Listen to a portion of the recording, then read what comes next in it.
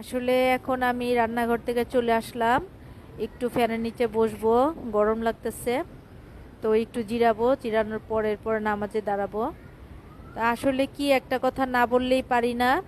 তো আমার লাইফে আমি এমন সব কথা অনেকের কাছ থেকে, অনেক কাছের মানুষ, এদের কাছ থেকে শুনেছি যে একজন মার সাথে নাকি একটা মার সাথে যখন সে তার সন্তানটা দুনিয়াতে ভূমিষ্ঠ করে, মার সাথে যখন সন্তানের নাটটা যখন কাটা হয় তখন নাকি সন্তানের সাথে মার সাথে সম্পর্কটা কি শেষ হয়ে যায়।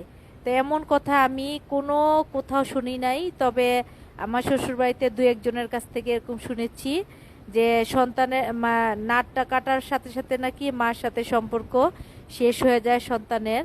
তো আবার এরকম অনেক অনেক ফুপুরা, অনেক চাচারা, চাচিরা, দাদিরা আছে, অনেক খালারা আছে, অনেক মাও আছে, দেখা গেছে অনেকেই আছে এরকম। যখন দেখা গেছে তাদের পক্ষে কথা বলবে না, তখন কি হবে, দাদার বাড়ির লোকরা বলবে কি, ওই ছেলে মেয়ে ওদেরকে বলবে কি যে ওই যে নারের বাতাস পাইছে, নানির বাড়ির বাতাস পাইছে। আবার যখন দেখা গেছে নানির বাড়ির লোকদের পক্ষে বলবে না, তখন কি বলবে, ওই যে দাদির বাড়ির বাতাস পাইছে, জাতেরটা জাতের মতো হইছে। আসলে এগুলা কি, এগুলো হলো বহুরূপী মানুষের কথাবার্তা। যারা বহুরূপী